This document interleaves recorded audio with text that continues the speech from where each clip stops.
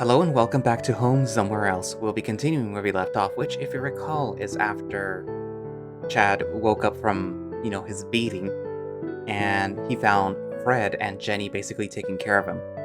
And after Chad had a little, I guess, tantrum, that's actually how you could probably best say it.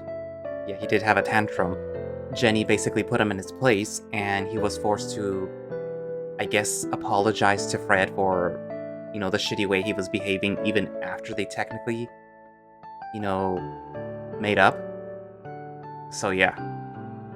Anywho, so according to Fred, Kathy and Thony are alright, or they're at least still alive. But Dusan is basically still there, and apparently he hinted that basically Chad can't really go out in public right now, probably because, Dusan has people looking for him. And if you saw if you saw the Story Somewhere Else episode, you would know that Dusan is acting very differently than how he used to act in the past. Whether his job did this to him or something, we don't know yet, but I guess we'll find out eventually. But for now, I guess all that's left to do is to continue the story and see what happens. You feel yourself lose your grip on reality as everything begins to fade away. Hey man, come on! A familiar voice rings through your ears, waking you up from your endless slumber. Chad, breakfast is ready. A soft hand begins to nudge your shoulder, getting stronger with every push. You relent and open your heavy eyes, being greeted by warm rays of light and a golden-furred man looking over you. Ugh. Once you sit up from your bed, you stretch out your arms and feel a burst of energy run through you. You feel great. It's almost as if yesterday never happened. You look up to Fred, who's crouching next to you with a warm smile, seemingly content from your newfound vigor. You smile back at him, slightly embarrassed. Good morning. Good morning. Or should I say, wood morning? What? It takes you a second to get the joke. You look at your crotch just in case. The coast is clear. Dude, fuck off! You shake your head with a smirk, smacking his shoulder with a pillow. You owe me one. The big German Shepherd looks at you with a warm smile, while chuckling. Breakfast is ready. Take as much time as you need and come downstairs when you're ready. Fred pats your back twice. You smile back with a nod. Alright, I'll be right there. Cool. Fred stands up from next to the bed, making his way to the door with a spring in his step. You cover your mouth as you yawn. The temptation to go back to sleep is massive, but you resist the siren's call and stay awake. You try to recollect yourself, rubbing your eyes while thinking back on that dream. Again with these weird dreams. It was pitch black, but clear as day. How could I see everything so clearly? How did I know that place? And who was that man that was with me? I've seen those robes before, but I barely remember where. You do your best to imagine the man from the dream. His stature was enormous, but he was so kind. The more you try to think, the less you're able to recall. Should I tell Fred about this? I know he wants to help me, so it'll make sense that he knows about my weird dreams. Maybe later. You take a short breath and find the energy to push past the sheets and quickly stand on your feet. Whoa. You feel the world spin as the blood rushes to your head. You nearly fall over until you lean on the wall. Your dizziness slowly begins to fade away. Once it's over, you start putting on your clothes and leave the room. You walk to the bathroom across the hall, walking to the sink. You turn on the faucet and splash some water on your face. The cold water is enough to kill off any remaining morning wood you have left. Once you're done with the sink, you aim your weapon at the toilet's basin and do your thing. With a flush and a shake, you're done in the bathroom. You walk out of the small room and down the short corridor, a wooden door marking the exit. You twist open the knob and are greeted by a set of stairs leading to the floor below. You take the stairs, headed down, leaning your head on the old wooden handrail. Each step creaks and groans under your weight, growing weak from years of use. That or you're somehow gotten heavier during your coma.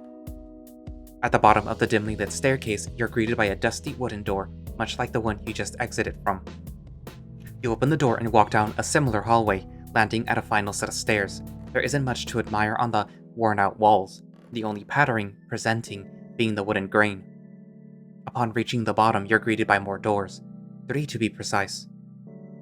Who designed this place? A minotaur? I kinda wish Fred would have just stuck around because I'm lost. The door to your left is next to a window.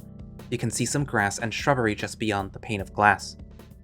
You look at your last 2 options. The door in the center seems a little worse for wear.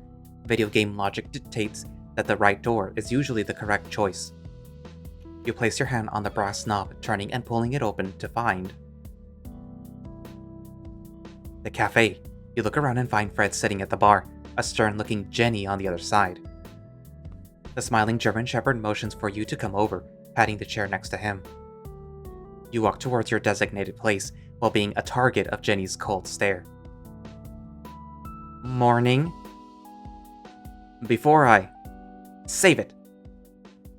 To say Jenny is mad may be an understatement. I don't want to hear it. But in fact, I don't want to hear anything from you. Until you... Jenny reaches for something under the bar counter, exactly where she keeps her hammer. Jenny, wait! Until you eat this. Within the blink of an eye, Jenny holds a small paper bag in front of your face. Wait, what? I got you some breakfast, dummy. What, you thought I was mad at you? You look at Fred with a confused look. He instantly bursts out laughing, followed by Jenny. But I need to apologize. For what? What do you mean, for what? That whole slap thing that happened. Slap thing? You slapped me. Oh, did I? Yes. Oh yeah, I remember. Yeah, you kind of deserved it. Okay, but... But what? You want another one? Jenny raises her hand before giving it a kiss. No, I'm good, thank you. But I really did deserve that slap. I'm sorry. Chad, it's all good. Last night was bad, but it's in the past, okay? Fred and I already talked about it, and everything is okay. Especially after the bed service you gave him last night. Jenny gives you a wink before blowing a kiss. What did they talk about? Bed service? She's yanking your chain, don't you worry. Fred gives an amused smirk while shaking his head.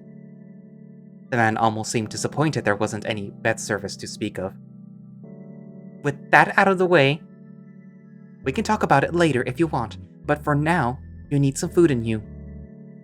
I already prepared everything with Mr. Lorenzo. We're going to see Thony. Wait, really?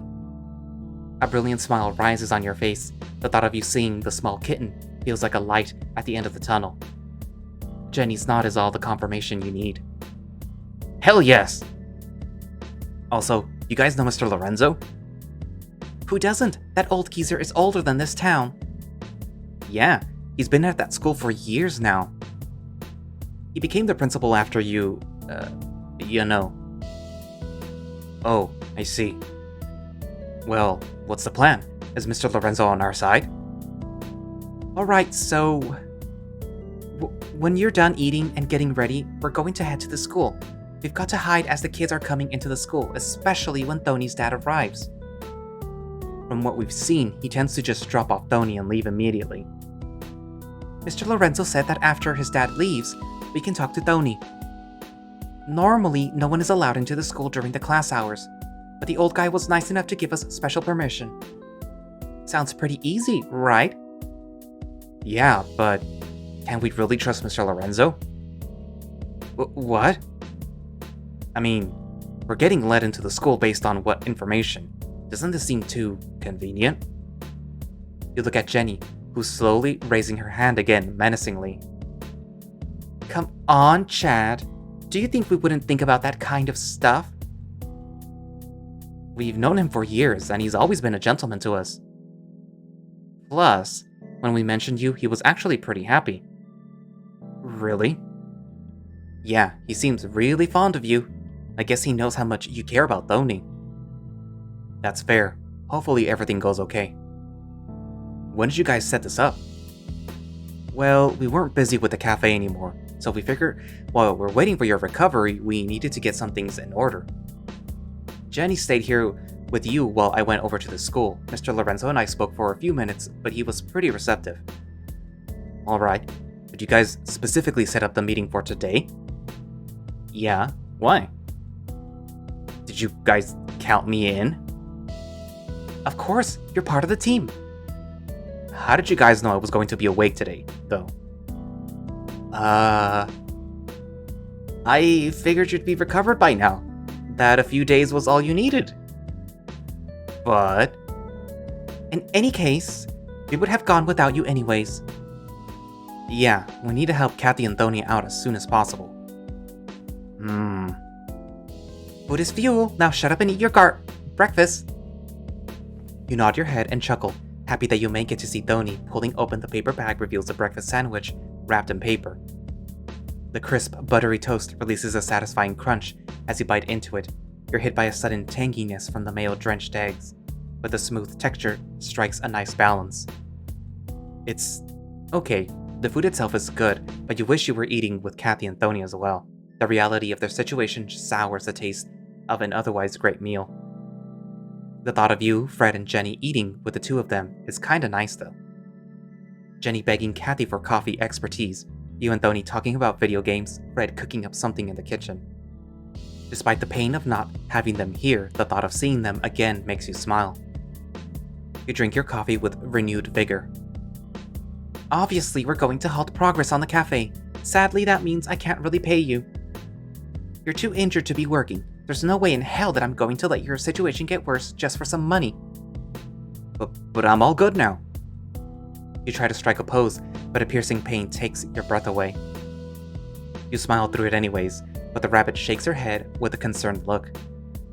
No way! You and I both know that you're not fully healed. You can pretend to be all fine and dandy, but those injuries aren't going to fade away in just a few days. I'm not going to take any more chances, not to mention being sued for labor abuse wouldn't be very cool. Why would I sue you? I don't know, man. I just want to make sure that you're fully recovered. He already is, or will be soon. You look at Fred with a puzzled look. He was cool as a cucumber. He still hasn't answered why he didn't take me to the hospital. You nod with a shaky breath, believing Fred must have a good reason. You finish up your sandwich with a smile. Thank you very much. You guys ready to go? Yeah, we were waiting for you. Let's go. The three of you get up from your seats, hurriedly making your way to the entrance of the cafe.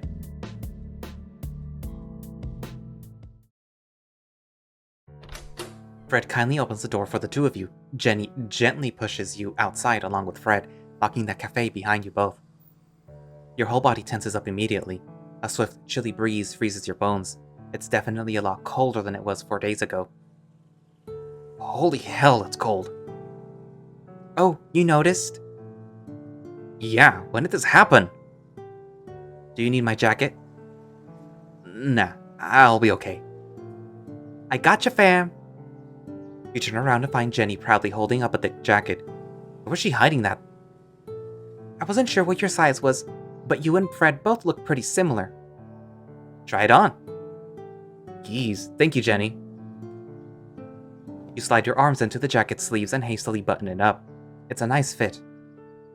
The inside is soft and warm to the touch, and pretty effective at warming you up. You take a relieved breath and move your arms around. The jacket fits you like a glove. It doesn't impede your movement at all. I love it. Thanks again, Jenny. No problem. Now you look like a real Chad. As if, Jenny. Let's get going. Jenny smiles as she takes the lead, walking a few feet in front of you and Fred. You lean in close to Fred's ear as the three of you begin the trip. Do I really look like a Chad?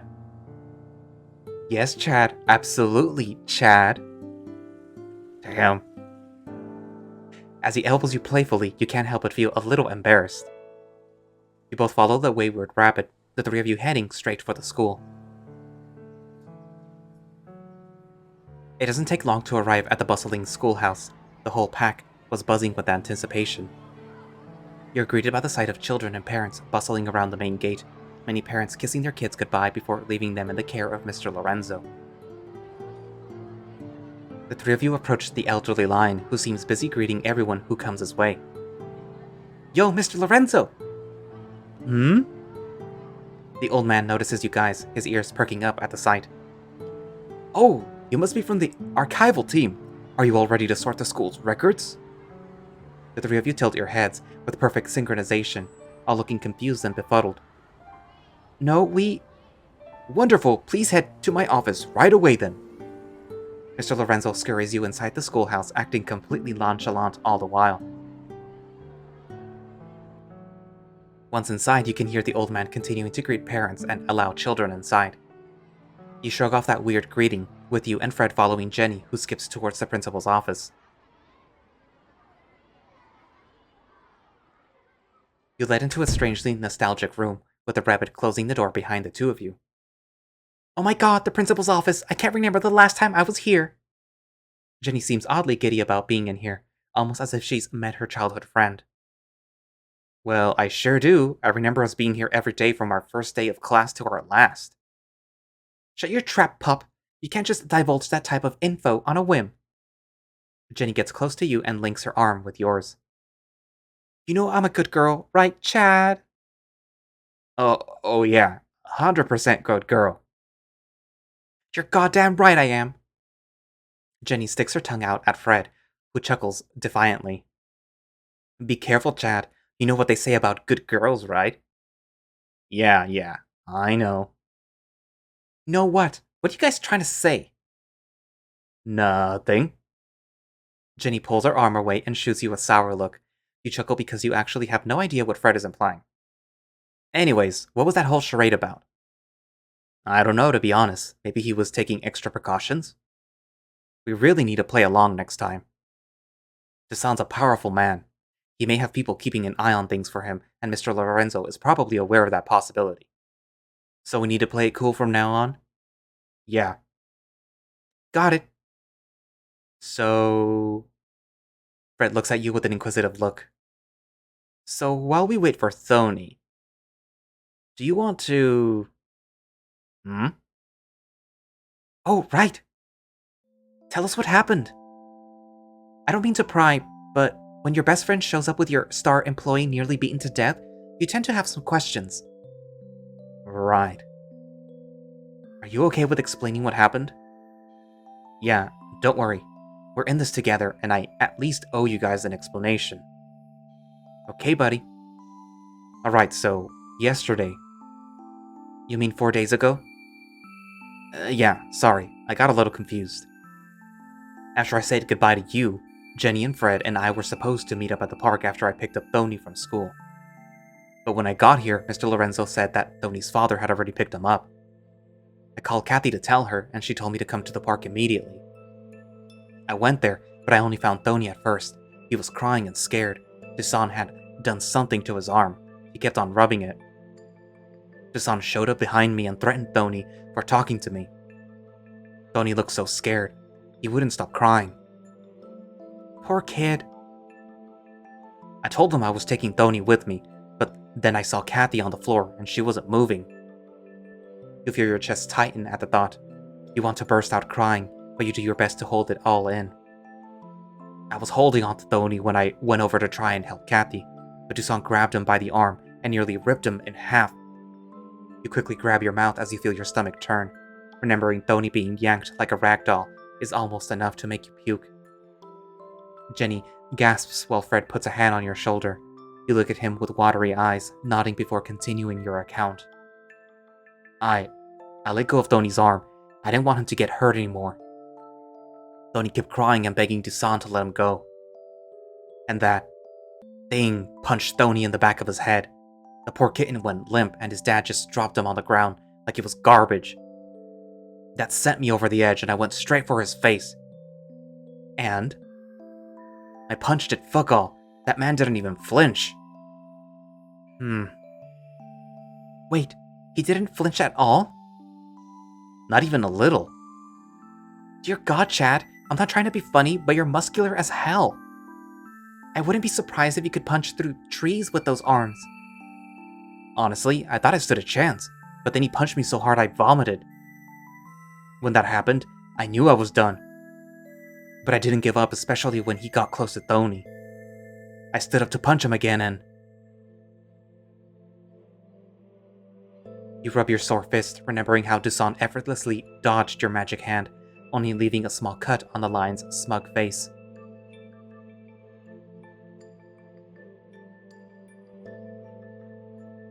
You know better than to tell them about your strange power, although the thought about coming clean crosses your mind more than once. And? You look at them once more, clearing your thought before continuing. And nothing. It didn't even affect him in the slightest. This time he punched me even harder and then kicked my head and stomach a few times for good measure. What hurt more was that Kathy tried to defend me. She tried to fight him, but... Once more, the thought of Kathy and Thony being demolished by that animal makes your heart quiver. But she didn't stand a chance against him either. The last thing that I remember is Kathy and Thony's bodies being dragged away. Then there was nothing. You take a shaky breath as you try to mentally collect yourself, while Fred and Jenny look at you silently. What the fuck is this problem? Your head jumps as Jenny bursts out of her silence, pacing around the small room angrily.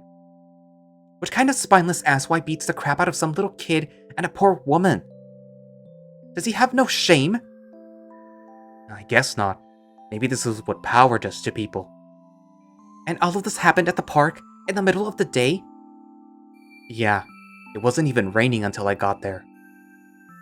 And there was no one there at all? Nope. The first thing that I did was look for someone else to be a witness or maybe even call the police. He said that he made sure that no one would be in the park. That checks out. I don't know what he did exactly, but... When I got to the park's gate, it was locked from the inside. I honestly had no idea why, but considering everything that happened, it makes sense. I guess it all comes together. But Fred, how did you get in then? I have my ways. The rabbit raises an eyebrow at the man, and you can't help but follow suit. Why has Fred been deflecting so much? So, is that everything that happened? Basically, I can't remember anything else. Alright, so to continue with your story. I managed to get into the park and arrived at the lookout.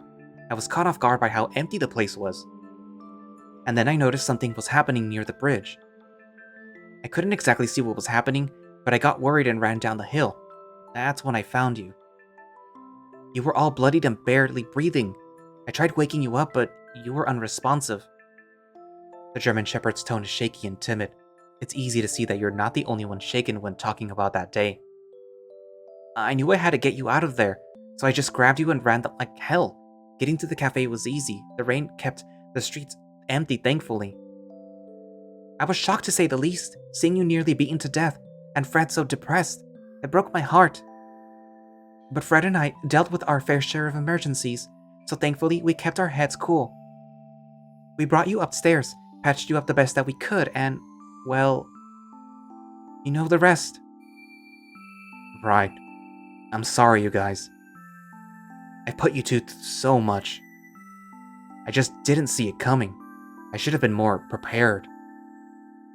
I'm sorry I wasn't there for you. It's my fault you had to take on that guy all on your own. And I'm sorry too. For what? For slapping Chad? No, I'm sorry you guys are apologizing so much. What you went through sucks. It really, really does. But listen to me, man. Jenny looks at you with a stoic, commanding gaze. We have to keep moving, and you can't move forward if you're so focused on what's behind you. But you were the one who asked about what happened. Ugh, Chad, details. What I'm trying to say is that this is going back to you apologizing this morning. You need to move on. We won't be able to help Thony and Kathy if you're busy wallowing in self-pity. What happened happened. All that matters now is that we're alive together and we still have a chance to make things right. I get that, but I acted like a real dick to you both, and I owe you guys a proper apology. Dude, you already apologized and I told you I'm not even angry. What I hate is the cycle of apologizing.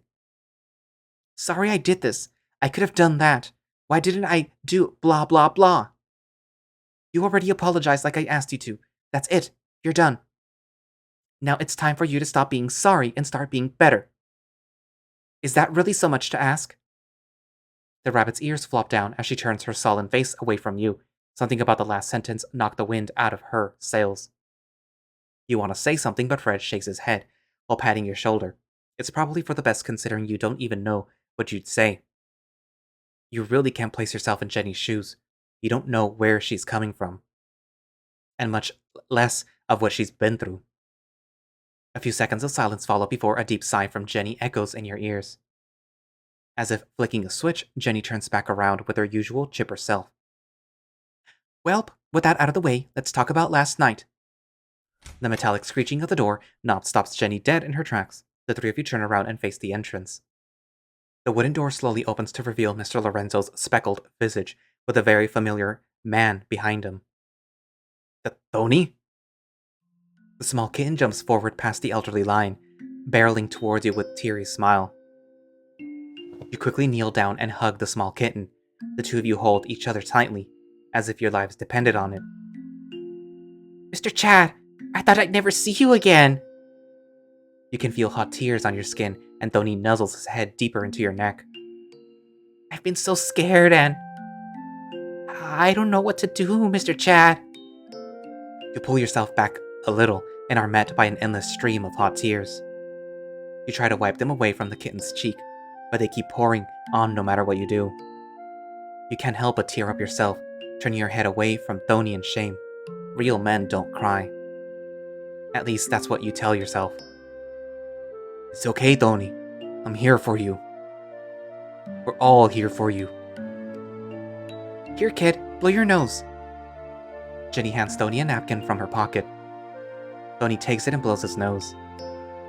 How have you been? How's your mother? Everyone in the room is waiting patiently for Thony's response. Mr. Lorenzo is listening quietly in front of the door. We haven't been able to leave home at all. That day I just woke up in my bed and Mom was there with me. She kept telling me that everything was going to be okay. Ever since, my dad hasn't allowed my mom to go outside and threw out all of my mom's coffee things. He had me attend school all these days, but no matter where I looked, you were nowhere to be found. He told me if I told anyone anything, he would hurt Mom. Hey kid, I'm amazed you were brave enough to tell us. For all these days I've been afraid that if I told anyone, it would get worse. But I don't want anything bad to happen to my mom. I know I can't help her by being quiet. Sometimes I hear her crying in her room, and I ask her if she's okay, and she always tells me it'll be okay. I know it won't get better, not if I don't do anything to help her. I wanted to warn you about my dad days ago, but I was too scared of what might happen if you and him got into a fight. I don't know why my dad is like this. He used to be so nice and happy with me and Mom. He's a completely different person now. He's just not like this. Thony, we'll get to the bottom of this, so don't worry. We're going to help you and Kathy, but you need to hold on and be strong for your mom, okay? You flash your usual grin to the kitten, who smiles back despite the tears still drying near his eyes. Okay. Just 3 minutes left, everyone. Is there anything you or your mom need? Not that I can think of. Mom has been saying that she wants to escape from my dad. She told me that we can go with one of my aunts, but they live so far away from here. And I don't want to leave, Mr. Chad. I finally made a new friend here at school, and I don't want to leave you, Mr. Fred, or him behind. I know, buddy, but a part of you really wants to tell Thony to save himself no matter what, but you know that that's not something the small kitten needs to hear right now. But we'll do everything that we can so that you don't have to leave. I give you my word, Thony. Just keep your head up and continue to be a good kid. You're already so strong, and you're only 10. Just imagine how you'll be when you're older, like Fred and I. You'll be able to throw mountains, little buddy. I will? Absolutely. You'll flatten us in arm wrestling too. But you need to be strong, buddy. Also, let's not tell anyone about our little meeting, okay? I wouldn't dream of it. Please stay safe, Mr. Chad. You look like you went through a lot. I really don't want you to get hurt, Mr. Chad. Don't worry about me, kid. I'll be fine. Plus, Mr. Fred is here with me. He's going to help us from now on. Don't worry, Thony. Mr. Chad is in good hands. The tall German Shepherd raises an arm and flexes his massive bicep. You and Thony look on in amazement. Hey, what about me? Jenny butts in front of Fred with a dollar store smile and jazz hands. Yeah, what about that old lady over there? Oh, you mean Jenny? She's my boss. Yeah, she's with us too. The air seems to thicken as you realize your mistake. You called Jenny your boss. What have you done? Alright everyone, time's up. It's time for you to go to class, Mr. Reyes. Alright, Mr. Chad. I'll let Mom know that we need to hold on a little longer. And I'll be fine, so don't worry. I know you will be. You're stronger than you know. Hehe, thanks, Mr. Chad. Thony walks towards the door and Mr. Lorenzo holds it open. Alright, goodbye, Mr. Chad. Goodbye, Mr. Fred. Goodbye, ma'am. Jenny is completely silent, but you feel her eyes drilling into the back of your skull. Have a wonderful day, fine gentlemen. And Jenny? Thank you so much, Mr. Lorenzo. The elderly lion gives you an appreciative nod before closing the door behind him and Thony. You can feel a black hole opening up behind you, sucking all the air and warmth from the room. When you finally decide to look back at Fred and Jenny, You look at Fred, who's vehemently shaking his head, ushering you to shut up. Or maybe he's telling you to run. Who's that old lady, Mr. Chad? Oh, that old carpetbag. We call her Jenny. She's from the old folks' home, partner. She's here to give you some hard candy and talk to you about life insurance. Jenny, Not to mention, she's my boss. Jenny flips her hair back with a disappointed sigh, her thick southern accent following her to the door. I'll be at the cafe with some lunch, 'cause that's what girl bosses do. But don't be late. Jenny exits the office with an exaggerated huff, leaving you and Fred staring at each other in an awkward silence. The man just stands there, gritting his teeth in embarrassment.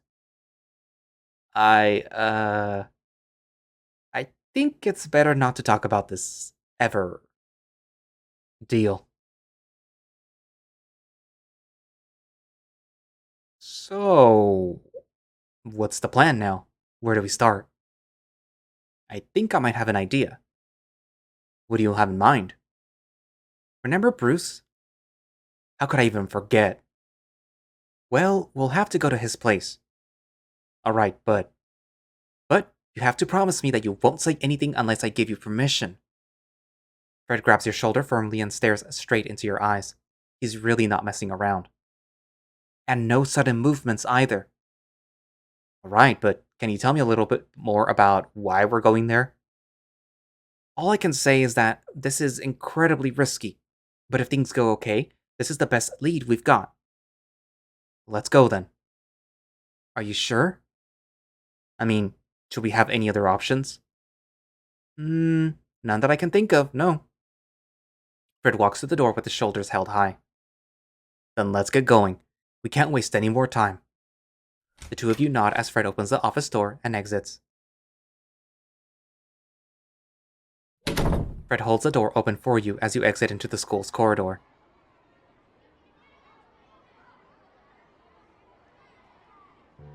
The two of you finally reach the school's exit and are back in the frigid cold. Despite the awkwardness from inside the office, you miss the central heating.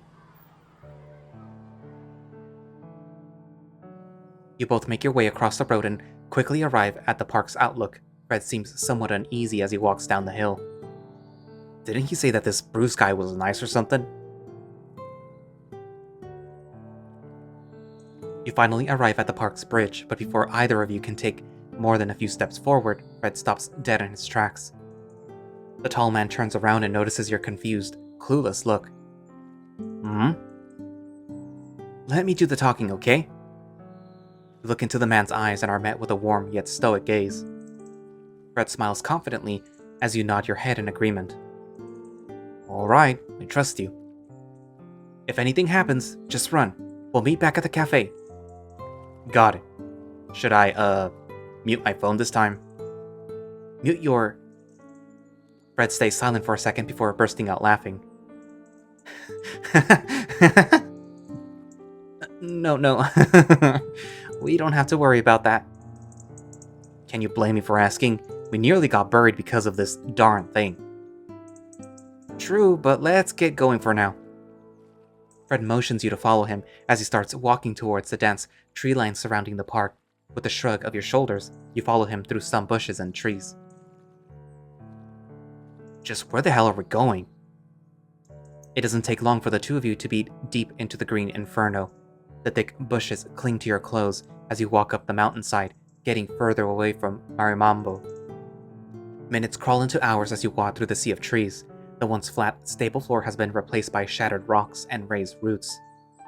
It almost feels like being on a monster's scar-ridden hide rather than walking on earthen ground. You look back for a second, amazed to see the entire city below you. Fred continues to walk higher and higher, seemingly determined to get to the top. Do you even know where we're heading? Shh. Huh? Shh. Don't shh me. Shh, Chad, not a word from now on. You roll your eyes, shrugging off his rudeness as you continue to walk behind him. The one thing that has kept you motivated has been the fact that you're walking behind Fred. To say the view is pleasant would be an understatement. Just as you begin to feel drained, something catches your eye. Like an oasis in the desert, you approach the edge of a calm, tranquil lake. The sunlight glitters like diamonds across the surface of the clear water. Why does this feel so familiar? You take a few steps closer to the lush green pasture until... Fred stops dead in his tracks, holding his hand up to stop you as well. Before you can make a sound, he slowly raises a finger to his lips. Fred squints his eyes and raises his ears, seemingly scanning the area for an unknown threat. Fred quickly looks up at the trees above with a mortified gasp. Chad, run! Run? Fucking run! You turn around to try and run, managing to get a couple steps away before... Boom. A massive figure lands between the two of you with a thunderous crash, causing leaves and dirt to erupt into the air. Wait! A thick striped arm shoots through the air in front of you and slams into your neck, pinning you to a tree and quickly raising you up. The familiar tiger's grip clamps down on your neck tighter and tighter until you can no longer scream or breathe. You can see Fred's ears stand up on end as he quickly runs next to you. Bruce, wait! I can explain every... In the blink of an eye, the massive tiger grabs Fred by the neck and presses him against another tree trunk. However, Fred has the luxury of breathing, while you, on the other hand, are beginning to suffocate under the man's claws. You desperately throw kicks and punches towards the man, your eyes beginning to water as the air begins to run thin. Wait, Chad, no! Don't do anything! The towering tiger looks at you with anger and disgust, as if he's crushing a cockroach in his hands. You throw another punch, but your arm is quickly engulfed by one of his robe scarf's-like appendages. The cloth tightens and hardens around your arm like a cast. The scarf pulls your arm towards him. It feels like it's about to rip out of its socket. I can't get out like this. Bruce, stop! Please! He's not a bad... We had a deal, Shepard. I let the scumbag live as long as neither of you came here. I trusted you, and you broke your oath. You left me no choice in this matter. Wait, I can Silence! The tiger's grip on Fred tightens as his deep voice booms, forcibly shutting the German Shepherd up. You knew the cost of bringing him here, and yet, despite that, here you both are. The man's gaze slowly shifts back to you, his claws digging deeper into your neck as his eyes narrow towards you. You have only yourselves to blame for this. You can see Fred's visage sink in despair, seemingly realizing this mistake will be fatal. It's got Fred too. We need to get out of this. You know you can't just kill us. There's too much at stake. I know the risks. Bruce looks at you once more. And I'm willing to accept them. The tiger's loathing glare pierces your soul. You can't fathom his unending hatred for you. You've brought nothing but misery into this world. You've caused us so much pain. But no longer. I'm sorry, Fred. You weren't supposed to know about this. But I can't just let him hurt you, not after everything you've done for me. Consequences. You close your eyes as you clench your free fist. Be gone! Chat, no, wait! Be damned! Don't do it! Without a second's hesitation, you open your crimson eyes and throw a punch at the Tiger Man. His eyes shine a vibrant blue as your polygonal hand explodes to life in front of his face, colliding into his cheek with a soul-crushing splat. The man's grip suddenly releases from around your neck as he stumbles back a couple steps, seemingly stunned by the blow, though his scarf remains wrapped around your wrist, dragging you along. With a desperate yank, you unwind his scarf away from your hand and slip out of his grip, falling to the ground and gasping for air. You quickly move away from the man, who still has Fred firmly pinned against another tree. The massive tiger rubs his eyes, seemingly regaining his composure at the same time you do. You take a deep breath and jump into a fighting stance, raising both of your fists up to your face and bouncing in place. Bruce looks at you before spitting on the ground in front of him, his gaze met by your glowing crimson eyes. Fred hangs there, dazed and astonished by what he just witnessed. Let Fred go! The air begins to feel electrified as the tiger stares you down, readying himself for your onslaught. You can't help but look at Fred before focusing back on your enemy. You hope and pray that you and Fred will make it out of this damn forest. The light sound of the lake's waves lapping against the shore, the howling wind, the singing birds. It's almost as if the whole world is going to be watching.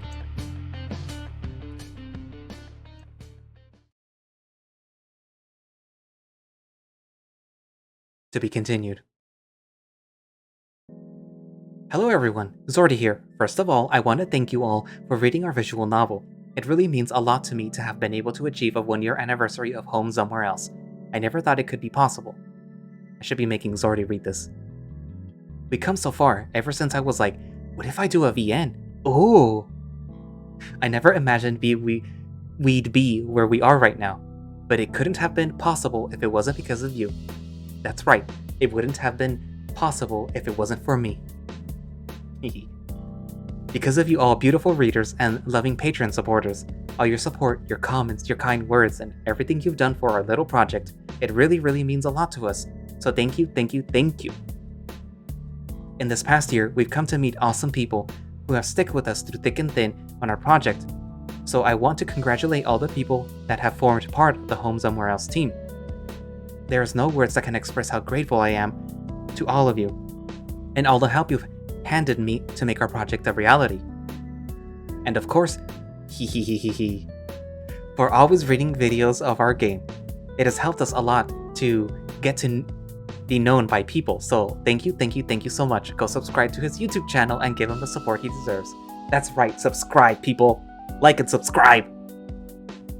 It actually does help the video if you do like the video. Come on, like it! It's also worth to mention that because of this, I came to know a few creators that also helped me one way or another. So special thanks to Ty Irving, creator of After Years VN.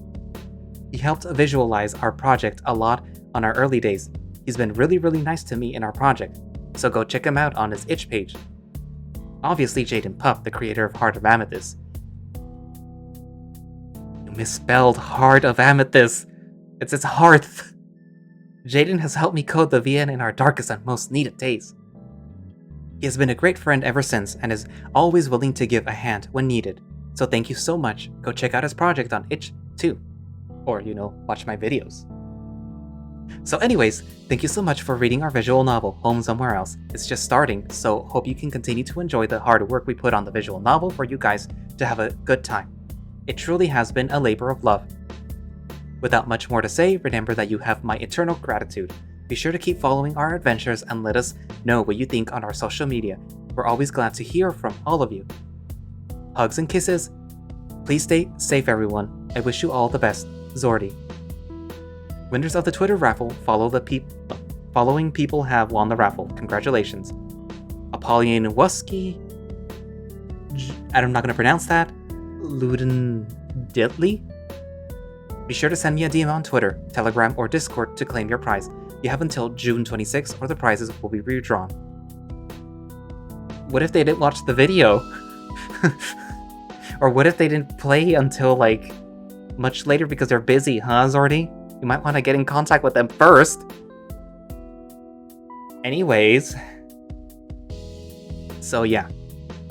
That was a short episode. And Zordy did tell me, it's it's gonna be shorter than usual. So it's good because my voice hurts right now. It's actually been hurting for 2 weeks straight and it really hurts. Look, there's Bear. But yeah, so hey, look, there's Jaden right next to me. I hope that's not implying something.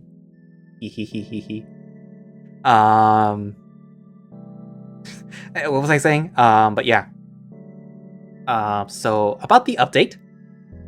Well, it's nice to see that you get to see Thony again, and that Chad was able to, touch bases with him and see that he's okay, but not really. I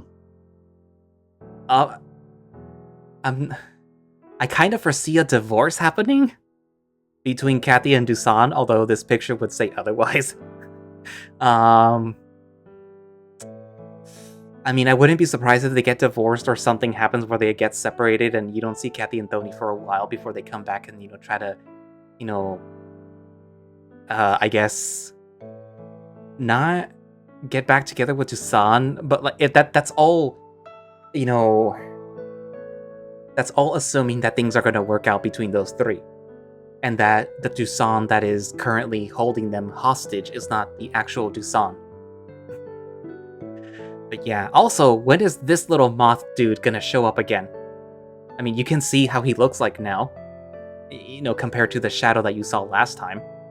But he's supposed to be part of the story, and I'm waiting for him to be part of the story.